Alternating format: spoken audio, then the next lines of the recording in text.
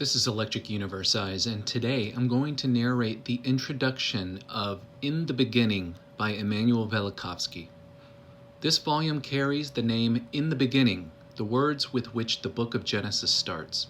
The name seems appropriate because it describes the cosmic events which are narrated in the first book of the Hebrew Bible, but also because in it I speak of events that preceded those described by me in Worlds in Collision. Thus, the name of the book conveys to the reader the notion that here is an earlier history of the world compared with the story of Worlds in Collision. Although it is the second volume in that series, in some sense it is the first volume, being the earlier story. When the manuscript of Worlds in Collision was first offered to the publisher Macmillan Company in New York, it contained a brief story of the deluge and of the cataclysm that terminated the Old Kingdom in Egypt. But after one of the publisher's readers suggested that the book should concentrate on one event, we compromised in presenting in the published volume two series of cataclysms, those that took place in the 15th century before the present era and were caused by the near approaches of Venus, and those that occurred in the 8th century before this era and were caused by the near approaches of Mars. The unused material was left for the elaboration in a separate work on, quote, Saturn and the Flood, and, quote, Jupiter of the Thunderbolt. The reception of Worlds in Collision, however, made me understand that I had already offered more than what was palatable. And so I did not hurry with what I considered to be the heritage of our common ancestors, an inheritance of which my contemporaries in the scientific circles preferred not to partake.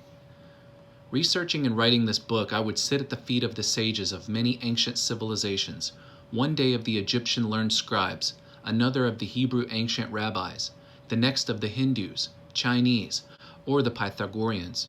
But then, rising to my feet, I would confer with present-day scientific knowledge.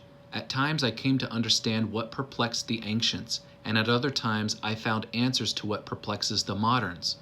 This shuttle back and forth was a daily occupation for a decade or more, and it became a way to understand the phenomena, to listen to those who lived close to the events of the past, even to witnesses, and to try to understand them in the light of the theoretical and experimental knowledge of the last few centuries, in this manner confronting witnesses and experts.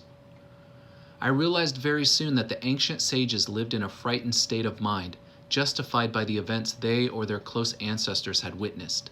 The ancients' message was an anguished effort to communicate their awe engendered at seeing nature with its elements unchained. The moderns, however, denied their ancestors' wisdom, even their integrity, because of an all-embracing fear of facing the past, even the historically documented experiences of our progenitors, as recent as 80 generations ago. I have deliberately described the catastrophes of the second and first millennia before this era, before I describe the catastrophes of the previous ages. The reason is obvious. The history of catastrophes is extremely unsettling to the historians, evolutionists, geologists, astronomers, and physicists. Therefore, it is preferable to start from the better known and then proceed to the less known. For the last catastrophe caused by the contact of Mars and the Earth, I could establish the year, the month, and even the day. Not so for the catastrophes in which Venus and the Earth participated, when only the approximate time in the space of a definite century could be established.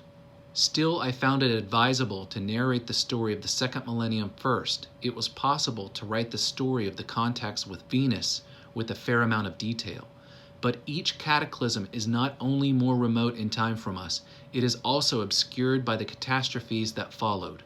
As we seek to penetrate ever deeper into the past, we can see the foregoing periods through the veil of the catastrophes.